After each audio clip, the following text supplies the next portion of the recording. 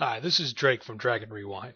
I just want to point out to everybody, I'm going to have a link in the description, that there was a appellate court decision that changed the way that ISP providers would be allowed to allow content or charge their users.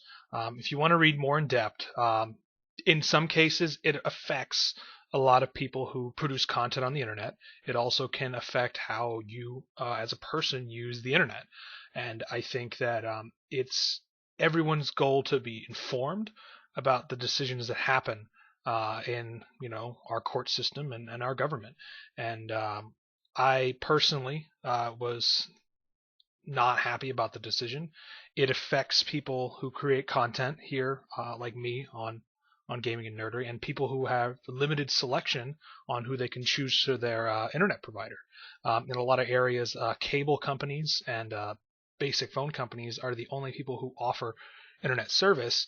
And in that situation, it's very difficult to choose between the two companies that is um, affecting you.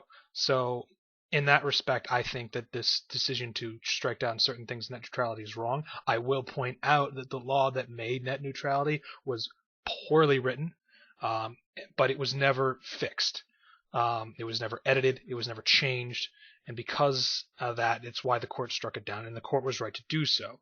I don't, you know, it's just a bad situation. I will recommend that anybody in the United States who is watching uh, contact your congressmen, congresswomen, or senators and let them know that this is not something that just affects a party line. This affects everyone. Because there's a lot of people who don't get to choose between their providers, and some providers are probably going to leave things the way they are, and that's great. But some won't. I mean, this case was brought up by Verizon, so if you're currently using Verizon, you know they're going to change their policies towards how they charge or use the internet. So if that's the case, it's not a perfect situation for everyone in the United States. So personally, everyone should go out and talk to their representative or their senator, let them know that this is a bipartisan thing to allow the government to actually be the referee in this situation, instead of having their hands, in it. So this is not one of those situations where you can pick a party side. It's a decision between businesses and the people who use those services those businesses provide. And so if you feel the same way that I do, and that you have limited options when it comes to this ruling and how your internet provider works, please contact them.